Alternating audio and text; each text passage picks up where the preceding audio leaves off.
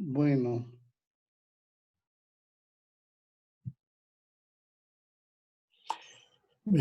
Buen día, bienvenidos a este conversatorio virtual sobre las aportaciones de la investigación social en Oaxaca, que es posible gracias a la amabilidad de la Feria Internacional del Libro de la Universidad de Ciencias y Artes de Chiapas, que en este año 2020 pues ha tenido a bien brindarnos un espacio para hablar sobre temáticas que tratamos, líneas de investigación, publicaciones de investigadores de cuerpos académicos del Instituto de Investigaciones Sociológicas de la Universidad Autónoma Benito Juárez de Oaxaca, una institución que a lo largo de 4 décadas de existencia pues se ha dedicado sobre todo a la actividad de investigación, pero también a la formación profesional con programas de licenciatura que están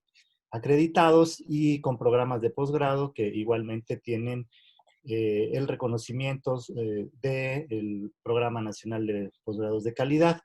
Y en esta ocasión, para hablar de estas aportaciones de la investigación social en Oaxaca, pues tenemos la presencia de profesores investigadores de nuestro instituto, eh, un invitado por cada una de los cuerpos académicos que desempeñan su trabajo en este instituto. Me voy a permitir presentarlos nada más ahorita por su nombre. Cuando les otorgue la palabra, pues haré una breve semblanza curricular de cada uno de ellos. Nos acompaña la doctora Virginia Guadalupe Reyes de la Cruz, del Cuerpo Académico de Estudios Sociales, el doctor Jorge Hernández Díaz, del Cuerpo Académico Género, Cultura y Desarrollo, la doctora Gladys Karina Sánchez Juárez, del Cuerpo Académico de Estudios Políticos. Vamos a tener una primera participación de cada uno de nuestros invitados, de nuestros panelistas, aproximadamente 10 minutos en una primera ronda y posteriormente trataremos de generar algún diálogo, algunos comentarios para dar una segunda participación a cada uno de ellos. En primer término, entonces, voy a dar la palabra a la doctora Virginia Guadalupe Reyes de la Cruz, que es doctora en educación, maestra en sociología con atención al desarrollo regional y licenciada en ciencias de la educación. Es profesora de tiempo completo de la Universidad Autónoma Benito Juárez de Oaxaca, con adscripción en nuestro Instituto de Investigaciones Sociológicas, y actualmente es directora del Centro de Evaluación e Innovación Educativa de la UAP. Es miembro del Sistema Nacional de Investigadores Nivel 2, líder del Cuerpo Académico de Estudios Sociales, que se encuentra consolidado. Cultiva las líneas de generación y aplicación del conocimiento denominadas educación y relaciones interculturales, educación y género, desarrollo y cambio climático, así como movilidad, flujos migratorios y políticas públicas. La doctora ha realizado estancias de investigación en instituciones de Brasil, Colombia, Canadá. Ha sido también profesora invitada en la Universidad de Sorocaba en Brasil, la Universidad de California, sede Davis y sede Riverside. Es miembro fundador de la Red Nacional de Educación, Universidad y Política de la Red de Formadores en Educación e Interculturalidad para América Latina y secretaria técnica de la Red FEIAL de 2013 a febrero de 2018, entre muchas otras actividades y distinciones. Para no hacer esto mucho más largo y darles mejor tiempo a la participación, entonces le damos la palabra a la doctora Virginia para que nos exponga pues las líneas de investigación y las actividades principales de su cuerpo académico de estudios sociales. Hasta por 10 minutos, doctora, tiene la palabra. Gracias, doctor Manuel. Es un gusto estar acá con ustedes. Les saludo con mucho agrado. Para nosotros, el Cuerpo Académico de Estudios Sociales, pues primero queremos mandarles un mensaje de felicitación por esta actividad y nuestra solidaridad por estos tiempos que estamos viviendo, sobre todo por lo de la pandemia y ahora por los desastres que se han generado a partir de las inundaciones.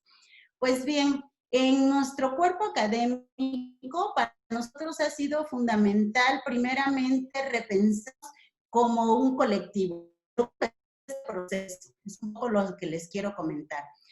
Cuando yo llego al Instituto de Investigaciones Sociológicas en 1999, como profesora ya, para mí va a ser muy importante dar cuenta del trabajo y la vinculación que ya tenía con Oaxaca en el sentido de ver cómo se daba el proceso migratorio. Y ese va a ser uno de mis primeros proyectos, ¿no? ¿Por qué? Porque aquí nosotros definimos que el cuerpo académico, en ese momento se llamaba Estudios sobre la Sociedad Rural, estaba de alguna manera desarrollando solamente una línea de generación de conocimiento, que es la que nosotros teníamos registrada, porque nosotros no trabajábamos por cuerpos académicos, estábamos por áreas. Entonces, en ese sentido, pues colocamos un proyecto de investigación que se denominó Reproducción Social de las Familias Jornaleras. ¿Y por qué quiero empezar con esto? Porque eso va a ser algo que va a marcar la línea de nuestro cuerpo académico, estudios migratorios. Y a partir de allí empezamos una serie de producciones que tenían que ver justamente con el quehacer de cada uno de los proyectos. En ese sentido, primero obtuvimos este libro que fue un clásico ya en la línea de generación de conocimiento de nuestro cuerpo académico, el de la niñez jornalera, porque allí nosotros fuimos viendo cómo el proceso migratorio en Oaxaca no solamente debía de estudiarse desde el ámbito de las relaciones laborales, identitarias, políticas, y la mirada que yo traía, que era la de la educación, fue la que me hizo abrir este panorama. Y allí empezamos a incursionar hasta que creamos esta línea de generación y aplicación de conocimiento individual. En el cuerpo académico, nuestra línea se llama Globalización y Sociedad Rural.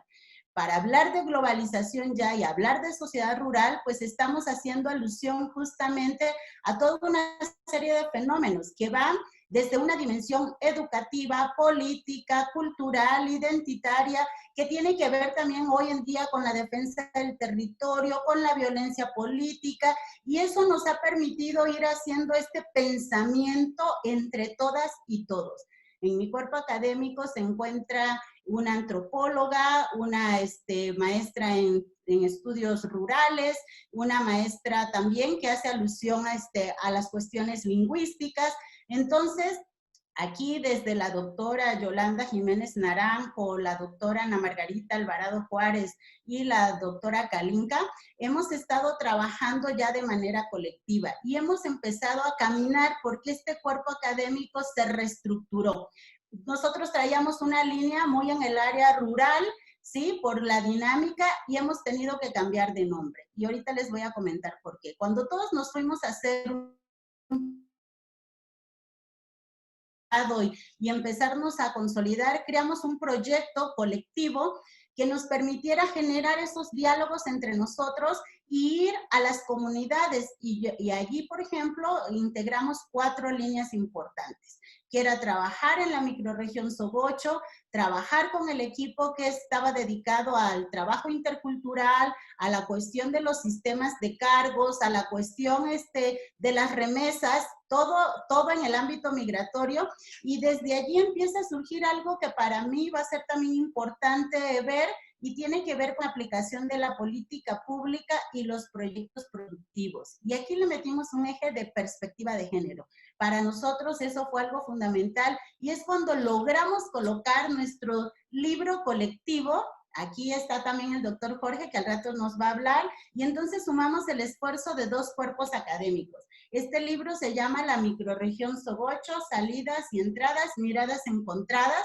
y aquí nosotros vamos ya pensándonos como un grupo interdisciplinario que busca abordar los fenómenos de una manera compleja. El hecho de habernos aventurado a trabajar de esta manera nos permitió generar un proceso de mayor dinámica al interior del cuerpo académico, acompañado de una serie de seminarios que realizamos anualmente, en el cual colocamos temas fundamentales. Solo les comento de 2.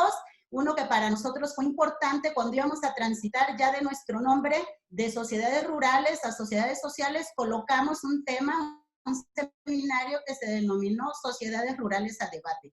Y de allí salió otro libro, que ahorita no lo tengo por las cuestiones de la pandemia, pero ese libro lo pueden encontrar en línea. Este libro estuvo integrado en una discusión nacional, y creo que allí también participa la doctora Karina.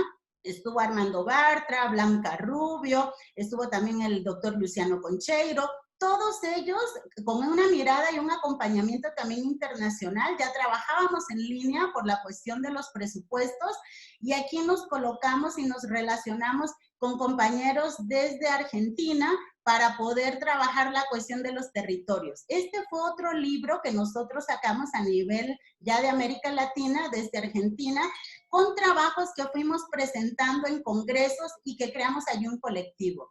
Brasil, Colombia, México, donde estamos nosotros representados. Estos ejercicios cooperativos, colaborativos, de discusiones académicas, nos permitieron también generar otro libro desde las políticas públicas con perspectiva de género en el Brasil. Y entonces aquí podemos ver otro texto que va siendo generado a través de estas discusiones y que tuvo inicios en un congreso LASAL. Para nosotros ha sido muy importante la vinculación y la articulación en otras latitudes. Entendemos que el conocimiento se genera localmente, pero se discute globalmente. En ese sentido, para nosotros es fundamental desde el cuerpo académico ir haciendo estas transiciones también, porque la sociedad es cambiante, porque los fenómenos se van transformando. Y ha sido a través, por ejemplo, del eje migratorio, cómo hemos ido tejiendo y relacionando para colocarnos en nuevos temas. Como yo les decía, ha sido un trabajo bastante intenso porque lo que implica migrar de un área, de una línea que estás cultivando a otra, pero partir de tu certeza, eso te va dando como mucho campo, mucho diálogo con los compañeros y te va fortaleciendo. Algo importante para nosotros, y particularmente en mi persona, porque trabajamos cambio climático, fue cuando se dieron las inundaciones en Tabasco en el 2007 y entonces empezamos a ver una serie de situaciones a partir de toda la problemática y se crea un proyecto inédito por el CONACYT que es la Red de Desastres para Tabasco. Ahí me invitan a mí a participar como socióloga y yo lo que les decía era, no tengo conocimiento de cambio climático, yo solo sé de migración. Y entonces lo que hicimos fue, ok, entonces hagamos un ejercicio de cómo a través del impacto en estas condiciones de inundación que se dieron, empieza la migración de los empresarios de Tabasco. ¿A dónde se van? ¿Cómo se van? Y entonces allí empieza mi conexión con este otro tema para mí fundamental hoy en día que nos detona a todos. Ante la pandemia estamos esperando una vacuna, pero ante el cambio climático, yo me pregunto que ahí sí no hay vacunas. Bueno, entonces esta situación la fuimos dialogando, conversando con un equipo muy amplio que estaba organizado desde las Naciones Unidas también, en donde generamos una serie de talleres y en diálogo con otras disciplinas. Fue un equipo interdisciplinario. Y entonces ahí ya queda nuestro conocimiento, ya quedan todas estas inquietudes que se van generando como investigadores y en el 2010 en Oaxaca se genera un fenómeno también climatológico muy importante que tiene que ver con inundaciones en torno a la ciudad y en algunas colonias. Se habla también de un desgajamiento de cerros en la zona de los Mijes. Se decía que Tlahuitoltepec, esa comunidad, había quedado sepultada y entonces se crea desde FOMIX CONACYT, que es COCYT en Oaxaca, se crea una convocatoria y entonces hubieron muchos proyectos, todos en una dimensión más tecnológica. Por la experiencia que yo traía de Tabasco también, fue muy importante que colocáramos los temas del cambio climático en Oaxaca y entonces lanzamos un proyecto de investigación que se denominó Educación y Género ante el Cambio Climático. Allí tuvimos otro libro, que es donde ya analizamos muchos elementos del cambio climático y empezamos a ver la dimensión cultural, empezamos a ver la dimensión de la producción, empezamos a analizar el fenómeno de una manera más interconectada.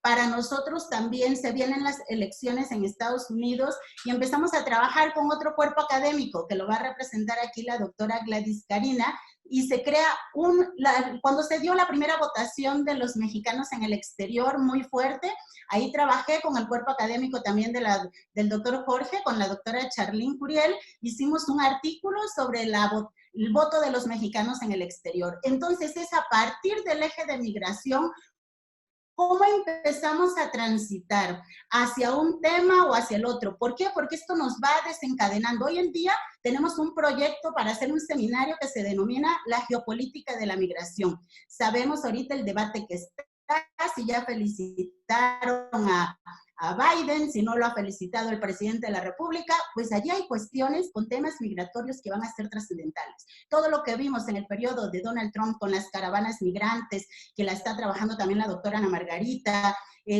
o lo que está pasando desde los indígenas ahorita con la pandemia, que lo está trabajando la doctora Yolanda, pero por eso abrimos más para que hoy el cuerpo académico y que está consolidado de estudios sociales vaya teniendo esta alimentación y este diálogo con esas redes en las cuales nos desenvolvemos.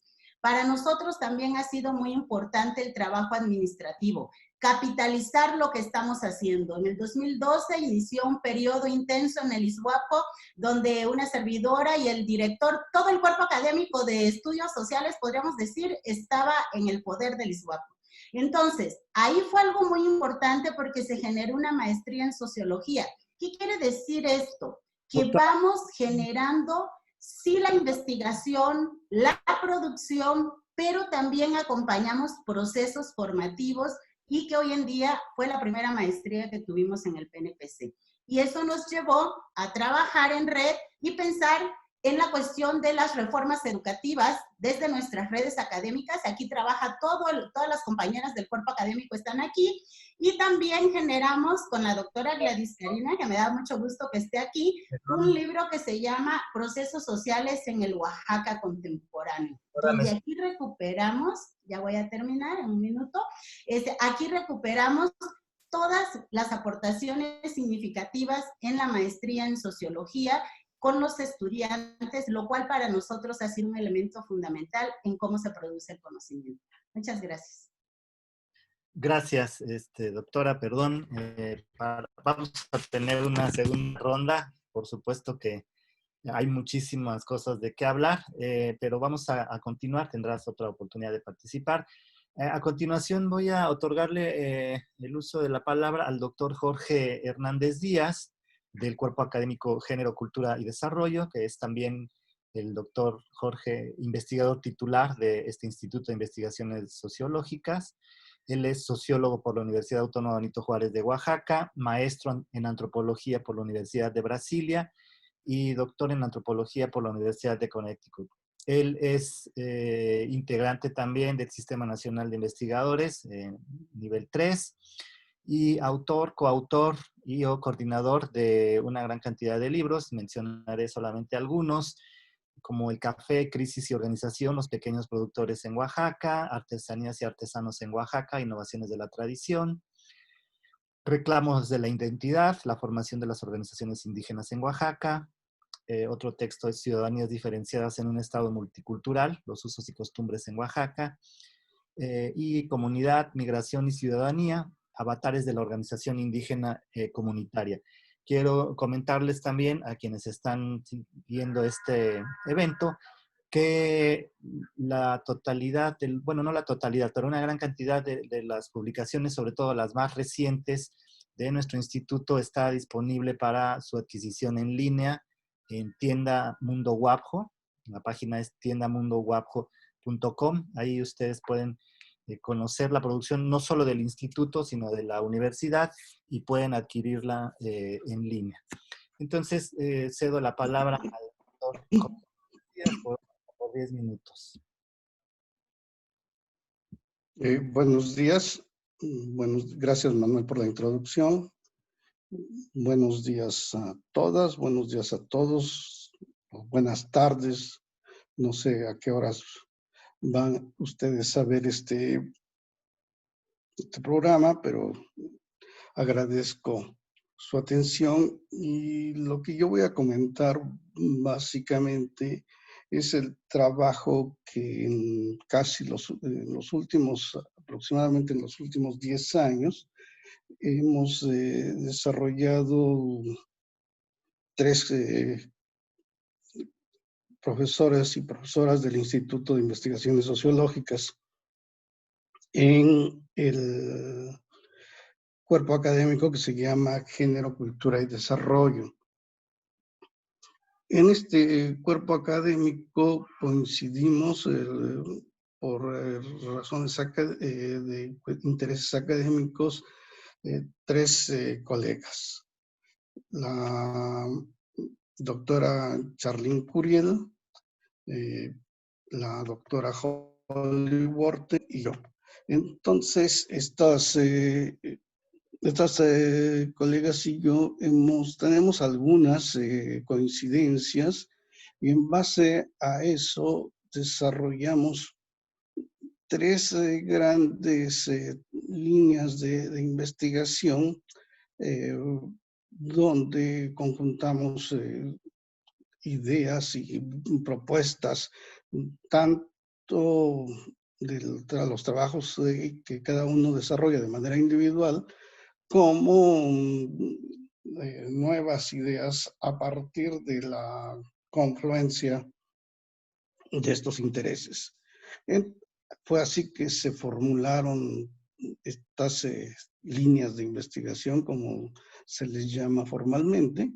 Una de ellas tiene que ver con los significados culturales, los sentidos locales y los impactos sociales del desarrollo. Otra está relacionada con la identidad, el género y el poder en los espacios urbanos y rurales. La tercera se refiere a la dimensión sociocultural de la producción y circulación de productos, objetos y mercancías. ¿Cuál es el vínculo de estas líneas? Bueno, el interés nuestro por acentuar los aspectos culturales de procesos de distinta naturaleza, ¿no? La producción de artesanías que generalmente ha sido, la producción de objetos en general que generalmente ha sido abordado desde una perspectiva económica. Bueno, nosotros estamos interesados en la parte cultural, sin olvidar lo económico, por supuesto. Las relaciones de poder político, donde generalmente se han visto desde grupos de interés o las luchas de las clases sociales. Bueno, en este caso dimos o le hemos dado énfasis a la dinámica cultural, y entre la dinámica cultural pues también se incluye las perspectivas que las sociedades tienen con respecto a la idea de lo que es el género en cada una de ellas. En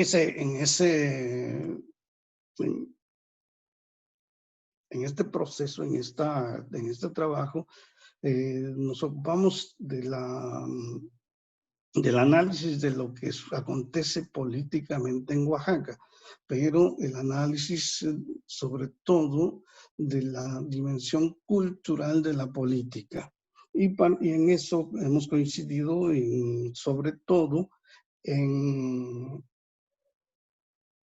lo que se refiere al ámbito de la competencia por el poder en los municipios de Oaxaca. Tenemos varios textos que no tengo aquí para mostrarles, pero son textos que han sido publicados por el Instituto y en algunos casos por la editorial Juan Pablos, o en otro por la editorial por Porrúa. La mayoría de ellos han sido publicados por la editorial Juan Pablos. Entre estos, los títulos, uno de los títulos es Historia y Relaciones de la Vida Transnacional. Otro de ellos se llama de la comunidad incorporada a la comunidad fragmentada. Uno más es sobre la participación de las mujeres en las contiendas municipales y un cuarto, perdón, tiene que ver con los dilemas de las políticas del reconocimiento en Oaxaca. Voy a abundar un poquito sobre eso. Hay dos textos sobre los que me gustaría comentar. Uno es este de los dilemas de la participación política en Oaxaca y hace alusión a esta situación que es muy especial, muy particular de este estado, en el que desde 1995 se reconocen las formas locales, las normas locales, se dice así, las costumbres, las formas consuetudinarias de cada lugar para el nombramiento del cabildo. En 95, como decía, se aprobó en Oaxaca una reforma lo que se aprobó era la reforma del Código de Instituciones Políticas y Procedimientos Electorales, que se conoce comúnmente como el CIPEO. Y el objetivo de esa reforma era otorgar pleno respeto y reconocimiento así decía la reforma, a los usos y costumbres en el nombramiento de los concejales en municipios indígenas. Esta reforma del 95 ha cambiado mucho a lo largo del tiempo. Este año se cumplen 25 años de esa reforma y ha tenido pues numerosas adiciones. Lo primero que fueron reconocidos como sistemas, como usos y costumbres, y que hoy en día también se llaman sistemas normativos internos, o algunos lo reconocen como sistemas normativos indígenas, pues son fundamentalmente principios colectivos de reciprocidad y servicio público, que permiten el acceso a los cargos de representación. Y esto se da porque hay un cumplimiento previo de las obligaciones para que los individuos en las localidades sean sujetos de derecho, ¿no? Esos son los mecanismos de legitimación que utiliza este sistema. Por supuesto que se trata de un asunto político donde la cultura interviene de forma definitiva. La ciudadanía en estos lugares es definida, delimitada de una manera muy diferente a la ciudadanía que se establece en la Constitución. Para ser sujeto de derechos en los municipios regidos por este régimen de sistemas normativos internos, pues significa un proceso distinto, un proceso dinámico de constante negociación y además de despliegue de conocimientos y habilidades dentro de la comunidad.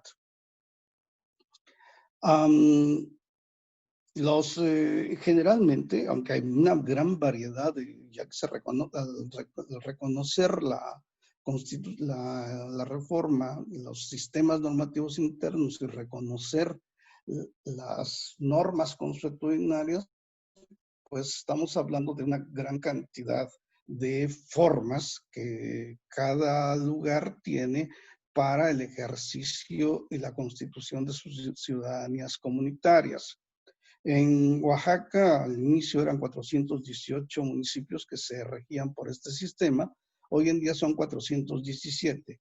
Uno puede pensar que se trata de 417 distintas formas de pensar la política, ¿no?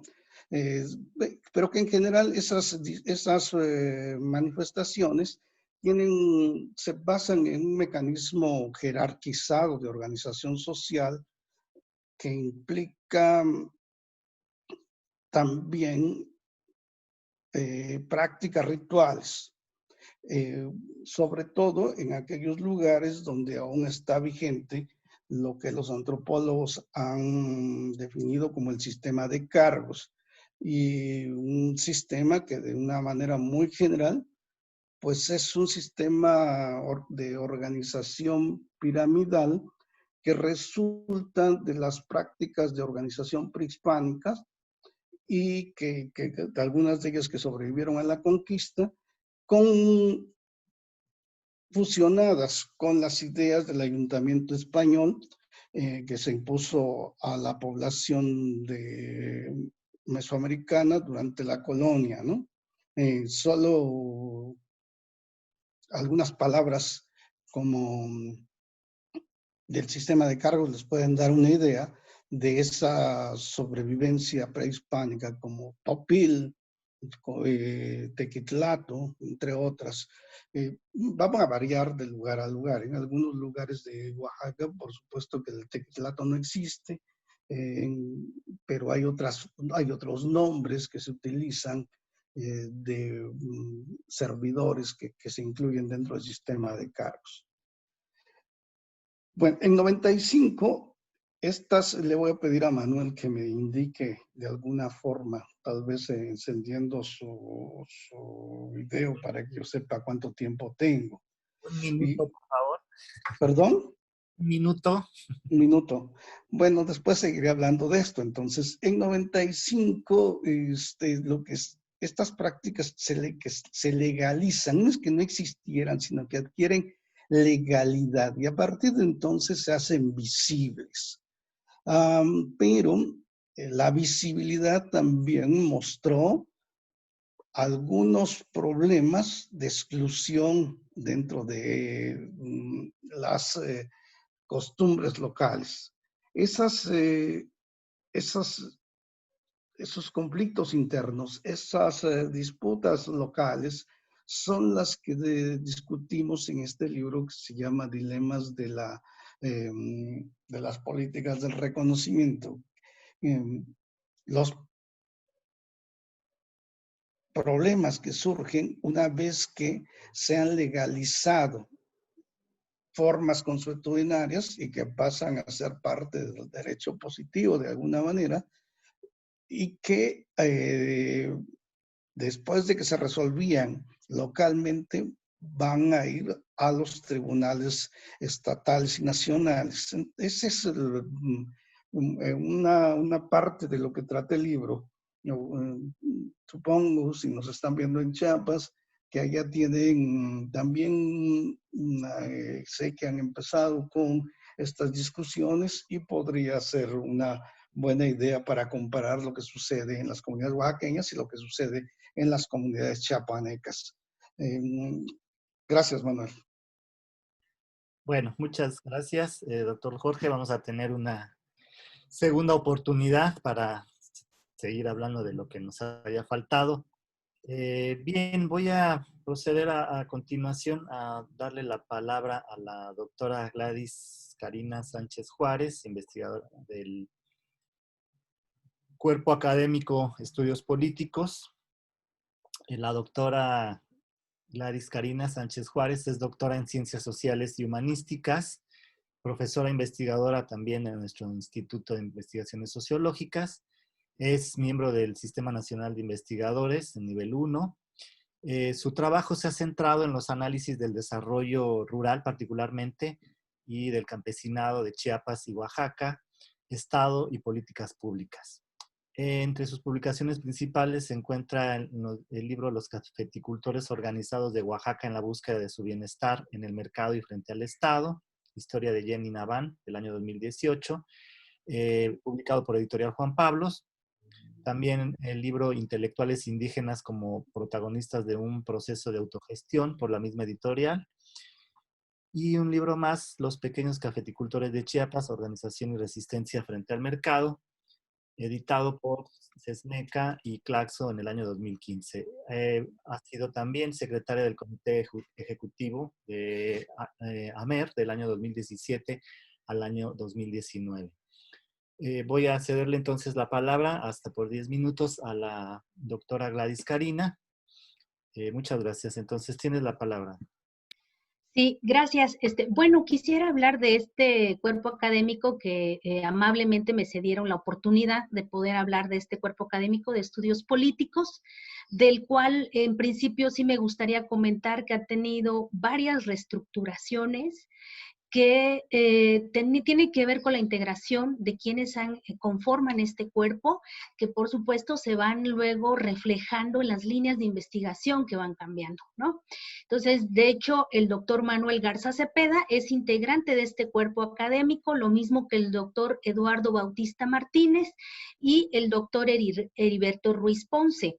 Entonces, yo voy a hablar del 2016 más o menos a la fecha. ¿Por qué? Porque soy profesora de reciente integración al Instituto de Investigaciones Sociológicas de la UAPJO. De hecho, como mencionaba la doctora Virginia al inicio, pues hemos tenido colaboraciones porque precisamente a través de un proyecto de investigación que concursé ante el CONACYT en la modalidad de retenciones y donde la doctora Virginia me recibió porque ella fue la responsable técnica en ese momento del proyecto y hospedada en su cuerpo académico que en aquella ocasión se llamaba todavía Estudios de la Sociedad Rural. Entonces, digamos que me ha permitido también identificar la colaboración entre cuerpos académicos del instituto y ver cómo se han ido transformando las líneas en el cuerpo académico al cual actualmente estoy adscrita. Básicamente venían atravesando por las discusiones electorales, la política en general, desde una mirada crítica, y recientemente hemos ido reformulando esta discusión pensándola como una línea de investigación de estudios críticos de política en el sentido de estudiar básicamente las relaciones dominación-subordinación, y las resistencias, todo eso acotado en grupos élites, en grupos subordinados también, que después se pueden materializar particularmente en políticas públicas pues entendidas sobre todo como estos formas normativas para distribuir recursos, para reglamentar muchas de los procesos sociales, para incluso resolver conflictos desde el aparato gubernamental. De la misma manera, respecto a las resistencias, pues se han estudiado como movimientos sociales. Y en ese sentido, pues aquí el doctor Manuel Garza precisamente es de los especialistas en este estudio de los movimientos sociales. Estos estudios, además de estudios críticos de política, se han centrado principalmente en el estado de Oaxaca, aunque también han tenido que ver con el sur de México. Muchos de estos, porque en algún momento nos ha tocado dialogar y analizar y reflexionar los procesos sociales que enfrenta un estado como Oaxaca, lleno de diversidad cultural y por lo mismo de diversidad política. El movimiento del 2006 fue un movimiento muy importante que en el instituto no se abandonó. Y por lo mismo se generó un producto editorial como este que se llama Oaxaca 2006-2016, Antagonismo, Subjetividades y Esperanza. Es un libro que coordina el doctor Manuel Garza y el doctor Eduardo Bautista y todos los integrantes del cuerpo académico colaboramos ahí. De la misma manera, pues también tenemos nuestras redes de colaboración dentro del país y a veces algunos internacionales como Jeffrey Players, quien ha colaborado muy cercanamente con el doctor Manuel Garza, lo cual pues sí nos permite sobre todo ampliar nuestro criterio de discusión y también al mismo tiempo identificar que estas discusiones que tenemos en un estado como Oaxaca, si bien pudiera parecer muy localizado, tiene una gran, un rasgo muy parecido, muy similar, a veces algunos ecos con América Latina o incluso hasta con Europa. Entonces yo creo que esas formas de poder discutir colaborativamente a través de las redes de investigación, pues nos ha resultado bastante atractiva. Recientemente, incluso el día de ayer, presentamos ahora con estas modalidades en línea, un libro que se llama Contra la Invisibilización, que es el que presentamos apenas el día de ayer. Y precisamente hablamos de las organizaciones políticas de diversos sectores. Muchas de estas participaciones políticas nosotros argumentamos que no solamente son a través de los procesos electorales, sino sobre todo es a partir de sus propias resistencias, de las demandas que muchas veces le hacen al Estado o incluso al interior de estos propios grupos o localidades. Entonces, analizamos estos procesos de carácter político en sus diferentes momentos históricos y también a través de las coyunturas que se van presentando. También es importante mencionar que en los últimos años no hemos dejado de estar plasmando nuestras reflexiones, nuestros análisis, nuestros hallazgos de investigación en expresiones editoriales, porque creemos que es importante hacer la difusión del conocimiento que se va generando en el instituto y que puede permitir hacer ese diálogo con otros investigadores e investigadoras. Lo mismo también nos hemos enfocado, hay otro colega que también trabaja el tema de colonialidad, en mi caso también lo he trabajado en su momento, todos de alguna manera discutimos las hegemonías de la epistemología y desde ahí también cuestionamos la política, para hablar desde una perspectiva crítica, no solo la política, sino también procesos sociales. Esta hegemonía epistemológica nos ha permitido también ampliar nuestro bagaje respecto a las propuestas metodológicas que se puedan estar presentando para hacer estas reflexiones. Y un eje más de investigación que se ha trabajado dentro del cuerpo académico, que ahí el doctor Heriberto Ruiz Ponce es quien ha trabajado sobre todo, esto de las geografías del espacio de poder. Entonces, esto también es importante porque trata de localizar desde la mirada geográfica, poder identificar cómo se manifiestan estas estructuras de poder o estas relaciones de poder en algunas localidades en particular. Entonces, es básicamente lo que se ha trabajado. Hemos invitado a través del cuerpo académico también y a través del cuerpo académico que hoy es líder la doctora Virginia Reyes, al doctor Lucio Oliver y a la doctora Rina Rux, con quien también hemos discutido el tema sobre todo del Estado. Todos dentro del cuerpo académico nos interesa esta discusión, particularmente también he tenido discusiones en 2 libros sobre la dinámica del Estado mexicano y su relación con el campesinado en particular, pero los otros colegas también discuten esta dinámica desde el Estado, muchas veces a través de los procesos electorales o muchas veces desde lo que se genera por los conflictos y los movimientos sociales. Entonces, estas discusiones y estos diálogos con Rina Rux, con Lucio Oliver, nos han permitido también tener una mirada crítica tanto a los procesos metodológicos que tenemos para nuestros análisis, como el poder discutir las problemáticas que alcanzamos nosotros a ver a través de nuestros proyectos y nuestros hallazgos de investigación. De la misma manera, en algún momento tuvimos la oportunidad de poder dialogar y discutir a la luz de una gente tan especializada en Foucault, como es Ana Inés Canal, ¿no? Inés Canal. Entonces, con ella pudimos también estar discutiendo a través de un seminario cómo se podría ir tejiendo las relaciones de poder desde esta mirada Foucaultiana. Entonces, yo creo que este diálogo y esta actualización constante que procuramos hacer a través del cuerpo académico de estudios políticos es lo que nos va manteniendo y también nos va actualizando. Y que, pues, finalmente, la integración de nuevos ahora sí, aunque suene redundante, de nuevos integrantes dentro de este cuerpo, pues ha dado pauta a ir enriqueciendo y a ir reformulando los intereses de investigación a través del cuerpo. Entonces, pues de momento creo que es lo que podría comentar. Muchas gracias, doctora Karina.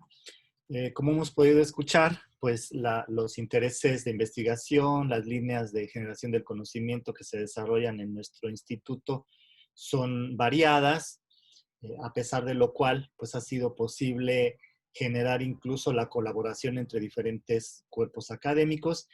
Y bien, como también se ha señalado por nuestros panelistas el día de hoy, no solamente nos hemos limitado, digamos, al estudio de problemáticas locales, sino que hemos logrado generar redes de colaboración que se han materializado también en publicaciones, en libros, en revistas, con colegas pues, de otras entidades de la República, de otros países incluso. Y podríamos decir que aunque la planta de profesores e investigadores de nuestro instituto es pequeña, sin embargo, desplegamos un intenso trabajo durante todo el año, ¿verdad? No solo en la docencia, sino en la investigación, en la organización de seminarios, en la presentación de ponencias. Ahora estas modalidades virtuales impuestas por la pandemia nos han permitido también, afortunadamente, digamos, ese es el lado más o menos positivo de esta imposición de modalidades, pues generar también nuevas vinculaciones, tener la posibilidad de superar las limitaciones presupuestales por la vía de eventos de este tipo. Voy a concederles en una segunda ronda la palabra a los profesores en el mismo orden. A mí me gustaría, por supuesto, creo que en algunos casos quedaron cosas pendientes de las que ustedes quisieran compartir. Creo que es una oportunidad excelente para, al menos en esta Feria Internacional del Libro de la UNICACH, poder difundir lo que hacemos, porque a veces nuestras posibilidades de difusión son más o menos limitadas. Que en esta segunda oportunidad ustedes pudieran, bueno, si quedó algo pendiente de que consideran relevante de señalar de sus cuerpos académicos, pero también un poco la reflexión sobre, bueno, en estas nuevas modalidades, en términos de la posibilidad de difundir la producción, qué dificultades se presentan, qué oportunidades también estamos avisorando por ahí, para, insisto, poder continuar con esta difusión de los resultados de nuestra investigación. Entonces, voy a concederle nuevamente la palabra a la doctora Virginia, hasta por 10 minutos. Yo le indicaré cuando queden 2 minutos, por favor. Gracias, muy amable. Pues sí, agradecemos esta oportunidad de compartir cómo generamos esta producción en el instituto y también cómo nos hemos ido acompañando en algunos momentos para las publicaciones a través de los proyectos de investigación. Por ejemplo, varios de nuestros libros del cuerpo académico han sido financiados justamente por tener un proyecto con recursos y que prácticamente ha sido con el CONACYT en las diferentes convocatorias. Otros de los elementos para nosotros importante y que empezamos a trabajar en el 2019 fue la creación de un seminario en línea, justamente porque ya habíamos transitado de ser un cuerpo académico en estudios rurales a ser un cuerpo académico en estudios sociales ahora, y que estábamos viendo que era importante hablar de estas rupturas epistemológicas en las ciencias sociales. Y ahí va a emerger este concepto que ahorita lo trabajamos desde diferentes latitudes, como son los procesos de la descolonización. ¿Dónde estamos? ¿Cómo estamos? Trabajar las interseccionalidades, sobre todo los que estamos trabajando temas de género, cómo se generan esas desigualdades.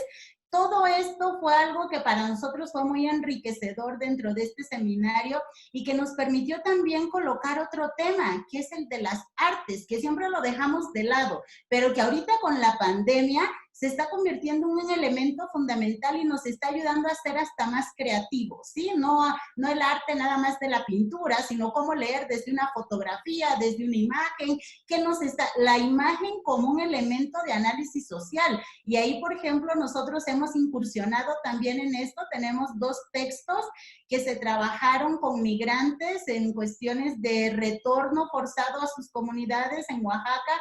Como ustedes saben, desde que estaba Barack Obama, empezamos a tener un retorno fuerte en México. Hicimos alianzas también con investigadores para generar otras publicaciones, como son los investigadores en Zacatecas, en Michoacán. Hubo toda una red con un financiamiento desde la Cámara de Diputados. Eso para nosotros fue algo fundamental porque nos ayuda a colocar los temas y no solo colocarlos como parte de la producción del conocimiento, que es una obligación, podríamos decir, que tenemos los científicos sociales, sino también colocar temas para la acción en las políticas públicas. Yo creo que eso es algo fundamental, que todo conocimiento tendría que ser relacionado con esta toma de decisiones. Por eso hoy también un proyecto que estamos iniciando y que participa también ahí el doctor Heriberto, tiene que ver con las violencias estructurales. Es un proyecto ya con financiamiento del CONACYT y que estamos trabajando con el Instituto Mora, el Centro Geo CONACYT y uno de cada cuerpo académico que representan al instituto. Y algo fundamental que hemos aprendido, que debemos de trabajar en red, no solo con académicos, con los actores y con las organizaciones. Eso para nosotros es fundamental y esto quiero decirles que es un trabajo que inició desde hace varios años también en el instituto, porque traíamos en mente ya la creación de una maestría en interculturalidad, en resolución de conflictos, y lo estuvimos trabajando mucho, de hecho, hasta con la doctora Yolanda, cuando todavía no pertenecía al Instituto de Investigaciones Sociológicas, con Gunther Dietz, que forman parte también de la red de la red FEIAL en la cual estamos y que ahora estamos trabajando a nivel Latinoamérica para discutir las interseccionalidades, la cuestión del despojo de los territorios, cómo se lee, desde dónde se lee. Todas estas cuestiones para nosotros pues nos ayudan a esa construcción del conocimiento. Y ahí fue algo también, un libro que ya no les mencioné, pero es el último que acabamos de colocar por parte de GEDISA, del cuerpo académico, que se denomina La necesidad de la acción social. Y ahí se hace todo un análisis y un recuento de cómo funciona un programa nuevo también que se creó en el Instituto de Investigaciones Sociológicas, que es la maestría en acción social en contextos globales. Aquí justamente lo que nos interesa es debatir ya en otras latitudes, no solo en la producción del conocimiento, sino también en la formación.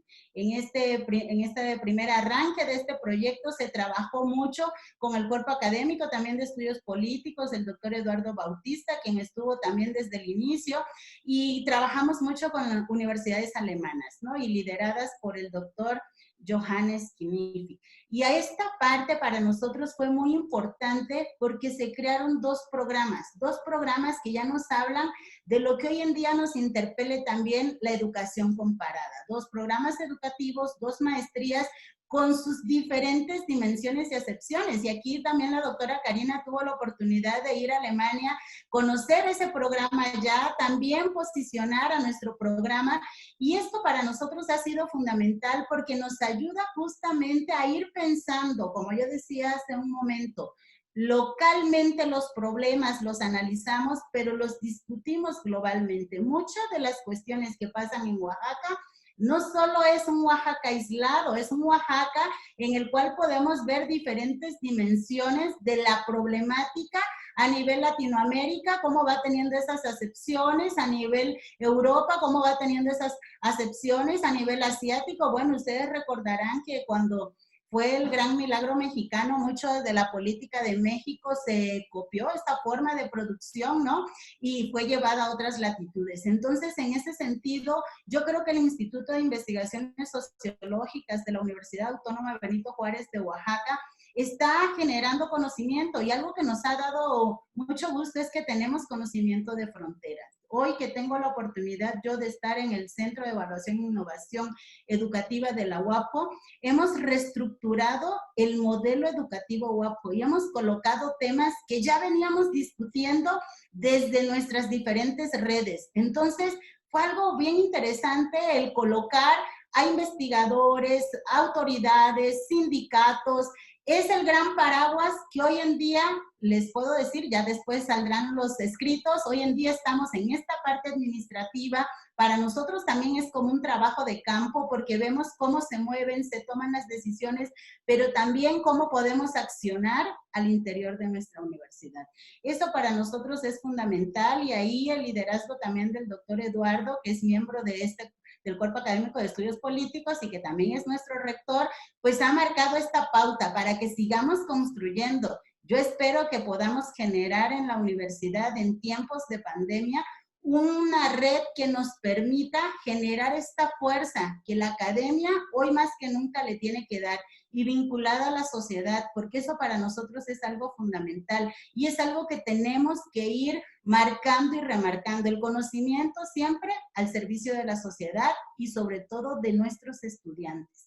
Si el conocimiento solamente se queda en un libro, para nosotros no funciona así. Y tenemos también que devolver, eso es algo que el cuerpo académico de nosotros ha trabajado mucho, devolvemos a nuestras comunidades. Por ejemplo, este libro que yo les comentaba, que fue colectivo, lo autorizaron en la microrregión Sogocho los líderes para que querían ver y les dijimos, sí, aquí está, no como académicos, vamos a este saqueo intelectual, a este saqueo y a generar libros. No, queremos acompañar y hemos hecho ejercicios con instituciones, desde la migración, trabajamos con Cedesol, con el IEPO, con CONAFE, porque para eso generamos conocimiento, para transformación y para mejorar. Claro, hoy en día enfrentamos un problema muy fuerte, la cuestión de las publicaciones, se nos ha recortado el financiamiento. Ya antes teníamos un libro asignado por cuerpo académico, hoy en día ya es un libro para los 3 cuerpos y ahí a veces ha sido hasta asignado a un cuerpo o a una persona. Entonces ahí necesitamos nosotros también ir buscando cómo vamos a generar esas estrategias, cómo vamos a colocar, desde dónde lo vamos a colocar y pues y es la inventiva, es la acción, es el arte y es la creatividad también en la ciencia y en la producción y la colocación del conocimiento. Pues con esto terminaría, doctor. Gracias. Muchas gracias, doctora Virginia. A continuación, pues le concedo la palabra al doctor Hernández Díaz para su segunda participación. Adelante, doctor.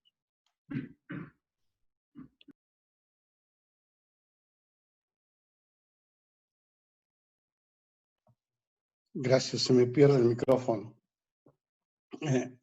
Bueno, creo que para complementar podría comentarles que les había comentado de uno de los libros que hemos trabajado en este cuerpo, el de Género, Cultura y Desarrollo.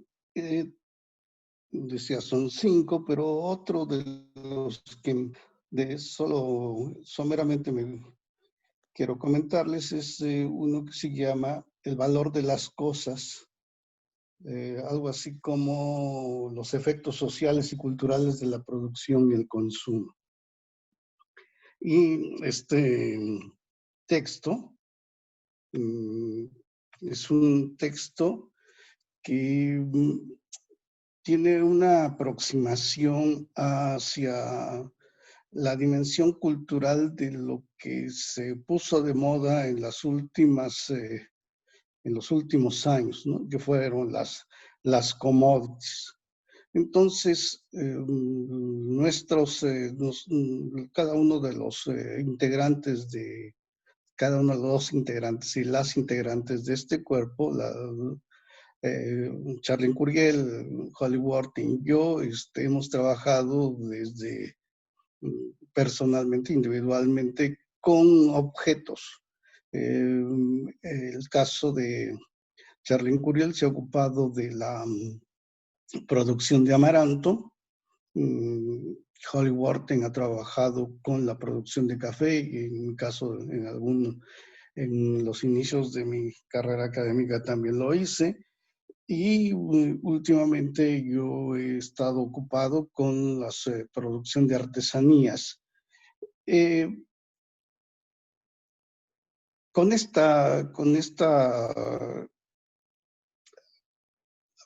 este material de recolección individual decidimos trabajar y reflexionar de manera colectiva. Este texto que les comento es producto de un seminario en el que, siguiendo a propósito del aniversario de un texto de Apaduray quisimos también de alguna forma hacer un homenaje a las propuestas de este autor y dar cuenta de los aspectos sociales y culturales que están involucrados en la producción y el consumo. Más allá de la parte económica, las cosas, los productos, los objetos tienen una historia, ¿no? Y el valor no se reduce a la parte de la producción. El valor también se complementa con la parte simbólica. Y hoy en día el mejor ejemplo de esa adición es a través del análisis de estos productos llamados commodities. Cómo algunos objetos pasaron o dejaron de ser objetos utilitarios para convertirse en esto, en commodities, ¿no? Como el café adquirió un valor extra al señalar algunas de las especificidades de su producción. El ambiente, la región, quién lo produce. No es lo mismo hoy en día consumir producto de una región indígena que consumir producto de una plantación. Entonces, nosotros recurrimos para hacer ese análisis de la producción de café, de la producción de textiles, de la producción de amaranto, a un enfoque histórico, ¿no? Y para eso había que darle cuenta de las biografías de los productos y las mercancías, para que poder explicar los sentidos que adquieren estas mercancías de acuerdo a la manera en la que se producen, de acuerdo a estos procesos en los que participan, que incluyen desde el lugar de su producción hasta el lugar de consumo, que no necesariamente es una región cercana.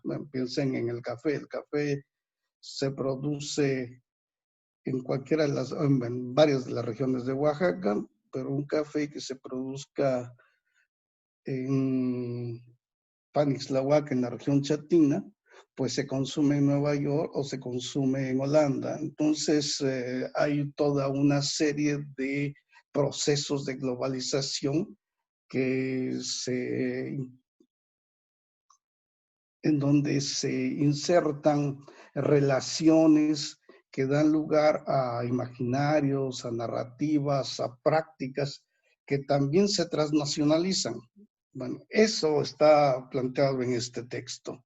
Y sobre todo, insisto en la comparación con Chiapas porque para el caso del café, hay también una producción muy importante de cafés gourmets, de cafés orgánicos, que hace 30 años era el mismo café, pero no se le llamaba orgánico y no se le consumía como orgánico. Hoy, a propósito de toda esta construcción cultural, la cultura también es una construcción, a propósito de eso, el producto tiene otro significado. Bueno, eso es lo que está en ese libro. La pregunta que planteaba Manuel Garza sobre las dificultades, yo pienso que más que dificultades por lo menos en los últimos 10 años, hemos sido un grupo privilegiado. Hemos podido, un cierto sector de la academia ha podido colocar sus investigaciones de forma física y ha tenido oportunidad de difundir el conocimiento ha sido un privilegio. A mí me tocó la crisis, a ustedes que son muy jóvenes, no les tocó. Karina insiste en su reciente incorporación, es una académica muy joven, pero a mí me tocó la crisis de los años 80. En los años 80, después del 82, recuerdo que recién estaba inaugurado, estaba estrenando hacía poco el CONACYT, y regresaron a los becarios que estaban fuera del país porque no había recursos. Vino toda esa ola inflacionaria de los 80s, pues resultado del mal manejo durante el milagro mexicano, ¿no? El milagro mexicano fue un milagro porque el país se endeudó y basó su economía en la deuda y en la exportación del petróleo.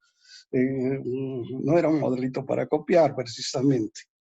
Por eso toda la crisis de los 80s.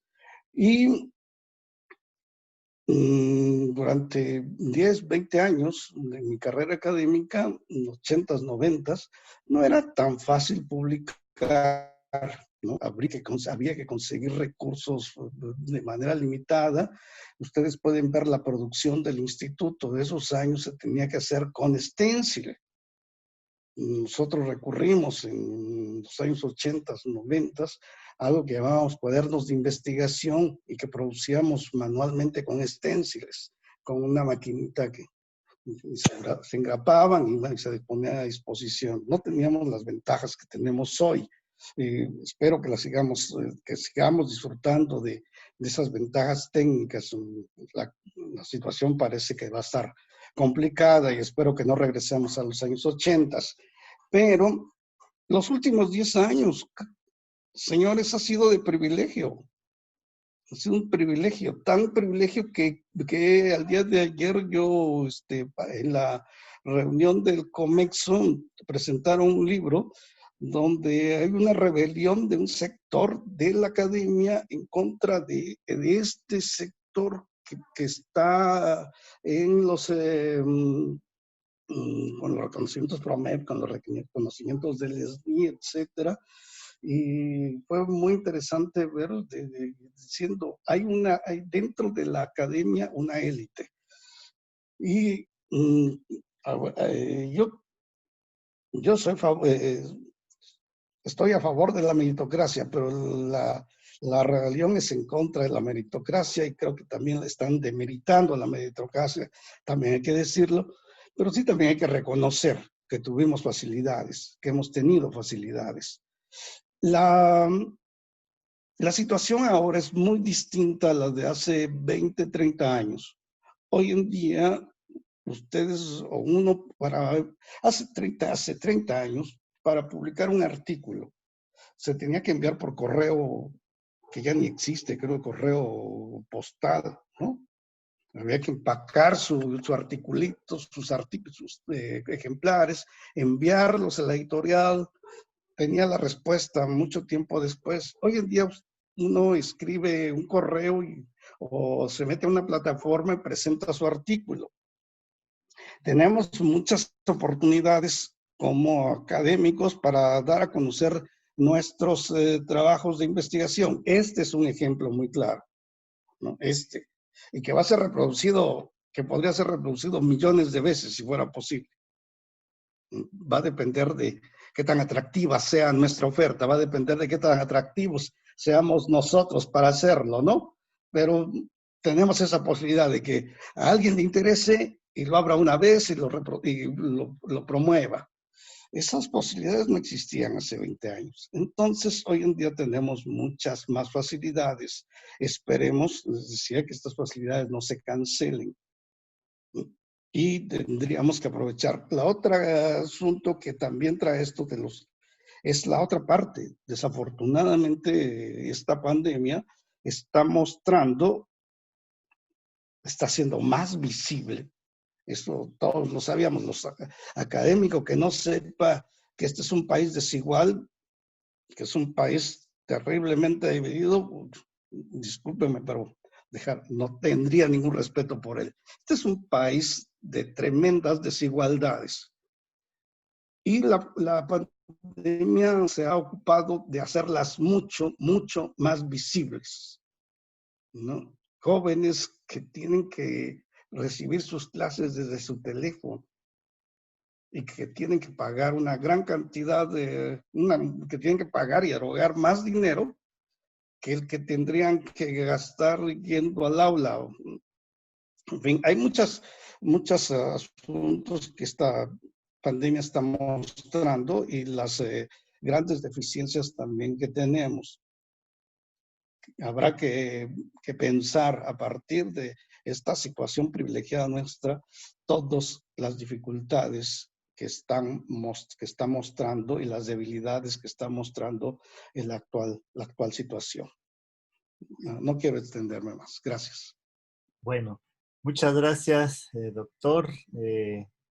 Espero que si no millones, cuando menos sí miles puedan ver este conversatorio. Creo que siempre los tiempos nos señalan cuántas cosas se nos quedan pendientes, ¿verdad? Siempre surgen ideas para nuevos conversatorios, discutir todo esto que has comentado, no solo de las diferencias actuales con respecto a hace 30 años, ¿no? En términos de facilidades para la publicación, etcétera, sino también sobre esto último que comentabas de la meritocracia, la rebelión, la idea de élites académicas, en fin. Esperemos tener la oportunidad de muchos conversatorios más sobre estos temas. Bueno, por último voy a darle la palabra para esta segunda ronda a la doctora Gladys Carina, para que hasta por 10 minutos pues, nos comparta sus impresiones sobre estas temáticas. Sí, gracias. Bueno, antes también no quiero dejar pasar la oportunidad de comentar que yo soy egresada de la UNICASH, del CESMECA, y que precisamente este evento atiende a la feria del libro que organizan ahí. Entonces, pues no quiero dejar de agradecer también la oportunidad que tuve de formarme en un centro de investigación del sur, ¿no? Y que si bien, bueno, como mencionaba al inicio, algunos nos hemos integrado recientemente al instituto, no porque seamos nuevos, ¿no? También llevamos ya, por lo menos en mi caso, 17 años haciendo investigación con cafeticultores, como mencionaba la doctora Virginia, no en un aula ni en un escritorio, sino sobre todo vinculada a la sociedad. He estado desde hace 17 años trabajando con cafeticultores, que posteriormente fue una actividad que actualmente capitalizo a través de la difusión del conocimiento que se genera desde estas organizaciones campesinas. No abandono esa vinculación y agradezco, por cierto, esa oportunidad que no sé si existe en todos los lugares, pero por lo menos en el instituto creo que esa oportunidad de mantener el trabajo activo de campo, mantener esa vinculación con la sociedad es muy importante para mí y para muchos colegas, porque así ha sido nuestro quehacer investigativo. Entonces, de hecho, incluso Heriberto Ruiz Ponce, que también es integrante de nuestro cuerpo académico, tiene una vinculación muy estrecha con organizaciones de poblaciones negras en la costa de Oaxaca, ¿no? Por ejemplo, entonces, digamos que mantenemos ahí la vinculación con todo este proceso e incluso la cercanía de hablar de movimientos tan importantes como el 2006 del magisterio aquí en Oaxaca. Yo creo que habla también precisamente de ese involucramiento que tenemos con las problemáticas cercanas, no por ello ajenas a todo lo que sucede en diferentes partes del mundo, y que refleja más bien esta reformulación de movimientos sociales, esta reformulación y esta invención de acciones colectivas, ya sea desde organizaciones campesinas, desde organizaciones de grupos subalternos o invisibilizados, como son los pueblos negros, o desde estas formas de hacer política que no son precisamente el actuar a través de organizaciones civiles. Entonces, yo creo que ahí hay discusiones importantes dentro de nuestro cuerpo académico y quiero aprovechar también para enunciar, porque ya que es un espacio de difusión, si me permiten voy a leer 4 títulos de nuestra producción académica que es colectiva. Estos 2 que ya había mencionado, en Oaxaca 2006-2016, Antagonismo, Subjetividades y Esperanza. Política y alternativas frente a la crisis capitalista y políticas y estrategias de resistencia. Quise mencionarlos muy específicamente para que tengan una idea del tipo de temáticas que tratamos, que abordamos en estas publicaciones, y que pues la idea es también invitarlos a que puedan ustedes acceder a ellos. Y por otra parte, pues esta pregunta que también nos plantea el doctor Manuel acerca de cuáles son las dificultades de los procesos editoriales o de las publicaciones. Yo creo que de entrada uno de los grandes retos que se presentaron y que se superaron de alguna manera es este cuestionamiento de las coediciones con las editoriales. Anteriormente eran las editoriales las que se encargaban casi exclusivamente de buscar la dictaminación por pares ciegos. Actualmente, dentro de las unidades académicas nos encargamos de mantener esa calidad mediante la dictaminación, y eso es muy importante porque estamos procurando que nuestros trabajos sean criticados, observados por otros especialistas de otras instituciones y que nos hagan las observaciones correspondientes para mejorar el texto que se pueda publicar. ¿Qué implica mejorar? Pues que acerquemos mayor calidad al ámbito estudiantil y académico del país, y bueno, y de otros lugares en donde pueda ser interesante. Entonces yo creo que ese fue uno de los retos importantes que se superó, porque anteriormente desde las universidades no necesariamente hacían esta dictaminación.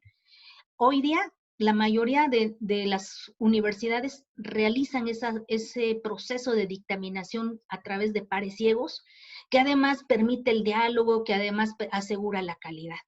Y por la otra parte, yo creo que sí hay una dificultad importante, que puede ser, no sé qué tan contradictorio surja, pero las editoriales encontraron un nicho de mercado muy interesante con las universidades. O sea, ellos tienen clarísimo que a ellos no les importa mucho si se vendan o no se vendan los libros. En el momento en que cobran el contrato que se establece con la universidad y que saben que hay un recurso federal asignado, con ellos solventan sus tasas de rentabilidad. Entonces, yo creo ahí que se permitió de alguna manera, no dudo que hay algunas editoriales que mantienen sus objetivos principales, que es el de difundir conocimiento, difundir cultura, ¿no? Eso indudablemente existe, pero sí se pervirtió un poco con esta situación de que la mayoría de las editoriales se enteraron que había un recurso asignado para las editoriales y que entonces podían cobrarlo, no importa que el costo fuera más elevado del que en realidad podría cotizarse. Entonces, yo creo que ahí también hay una dificultad que habría que revisar.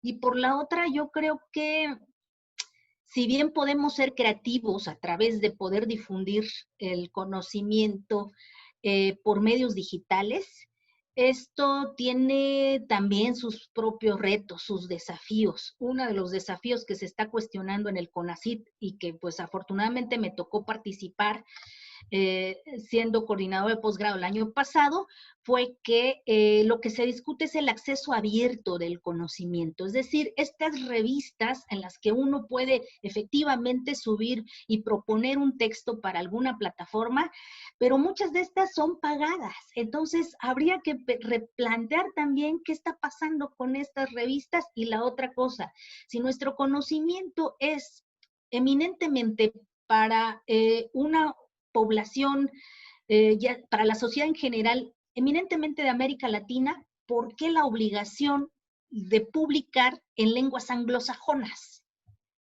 Esto, creo que ahí está sobre la mesa la discusión de lo que tendríamos que estar haciendo si realmente va a cumplir el objetivo de publicar a través de estos medios digitales, el seguir manteniendo esta discusión como una red de colaboración de investigación y también como una forma de acercar el conocimiento a la sociedad en general, porque lo cierto es que siendo de una institución pública, los recursos son pues, públicos, por tanto, el conocimiento que se genera al interior tendría que, forzosamente, ser de carácter público y de acceso público.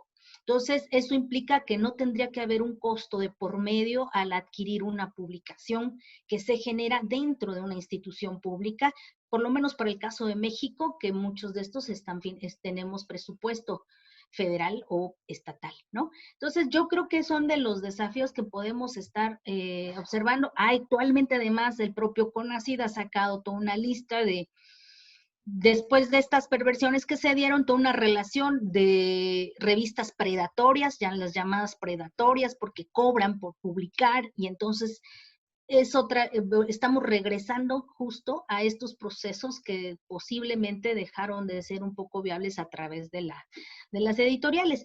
Y de todas formas, esto que acaba de colocar el doctor Jorge de, bueno, si un estudiante apenas tiene acceso a un teléfono, ¿cómo puede tener acceso a estos medios digitales del conocimiento? Entonces, yo ya creo que se venía discutiendo desde Castells, lo estaba poniendo aquí con una, reflexionando como la era de la sociedad de la información, sí, pero habría que ver hasta aquí, a quiénes realmente les llega toda esta información, vía digital principalmente. Y la otra cosa con esto, que para mí es una contradicción muy fuerte y que habría que también que replantearlo. Todos estos medios tecnológicos generan un impacto, una huella ecológica elevadísima. ¿Estamos dispuestos a pagar ese costo de la huella ecológica, de estar desechando los celulares para que salga uno? Porque ese va a ser nuestro medio de tomar clase, de leer un texto. Vamos, digo, creo que ahí también tiene sus asegúnes para seguir pensando estos procesos, ¿no? Si está bien la digitalización, si está bien el acceso abierto, pero vamos, yo creo que lo que no se tendría que estar pensando es recargarse como si fuera como una visión dicotómica, bueno o malo, digital no digital, editorial no editorial. Entonces yo creo que ahí tenemos que aprender a ser como muy creativos en cómo vamos haciendo, integrándonos a las nuevas formas que se vayan presentando, pero al mismo tiempo con una mirada crítica. Y pues nada más. Bien, muchas gracias, doctora Karina, doctora Virginia, doctor Jorge. Creo que ha sido muy interesante, han surgido muchos temas que seguramente nos permitirán en el futuro inmediato volvernos a reunir para discutirlos, para intercambiar nuestras perspectivas. Sin duda, pues tenemos estas dos dimensiones o estos dos, no dimensiones, dos momentos de esta situación que nos comentaba el doctor Jorge, ¿no? O sea, una enorme dificultad hace 20, 30 años para tener acceso a publicaciones impresas. En los últimos años, pues ciertamente la existencia de recursos, pero bueno, no quiero dejar de señalar que también recursos por los que había que concursar, ¿no? Es decir, no necesariamente cada quien tenía el derecho de que, tengo esta publicación, se publica, sino hay que concursarla, y como decía la doctora Virginia, a veces genera la competencia interna, ¿verdad? De que, nada más hay para un libro para cuerpo académico, sí, pero somos 3 cuerpos, ¿no? Y entonces, ¿cómo decidimos si 2 o 3 tenemos un libro que queremos publicar y solo hay recurso para uno, ¿no? Entonces, sin duda, pues son 2 momentos diferentes. Ahora los programas federales están recomendando que transitemos hacia las publicaciones digitales, ¿no? Electrónicas, que pues nos abren una posibilidad de mayor difusión, ¿no? No es lo mismo poder adquirir el libro electrónico desde cualquier parte del mundo que tener que conseguir una edición impresa. Pues yo les agradezco muchísimo el que hayan compartido sus preocupaciones, ¿no? En relación con la situación actual, y también que nos hayan permitido conocer las líneas de investigación, las publicaciones que se han generado desde sus cuerpos académicos. También quiero nuevamente agradecer este espacio a los organizadores de la Feria Internacional del Libro de la Universidad de Ciencias y Artes de Chiapas. Esperamos que les resulte atractivo lo que hemos planteado, que visiten nuestra página del instituto. La página es www.isuapjo.edu.mx, es Instituto de Investigaciones Sociológicas. Ahí podrán conocer ustedes no solamente a la planta docente, las publicaciones, las líneas de generación del conocimiento, sino nuestra oferta educativa. Como decíamos, tenemos 2 programas de maestría, uno profesionalizante y uno de investigación. Los 2 forman parte del Programa Nacional de Posgrados de Calidad. Tenemos 4 licenciaturas, 3 de ellas acreditadas en Ciencias Sociales, una licenciatura en Antropología, y tenemos también pues una actividad constante, permanente de seminarios, de conversatorios de este tipo, presentaciones de libros, y pues esperamos que para el público no solo de Chiapas, sino que atiende a estos eventos de la Feria Internacional del Libro, pues tenga interés en nuestras publicaciones. Así es que, y en nuestras actividades, y obviamente pues también la invitación a establecer redes académicas de colaboración con otras instancias académicas. Pues muchas gracias de nuevo y pues nos vemos la próxima. Hasta luego, gracias. Hasta luego, gracias. Bueno, ya Gracias, hasta luego.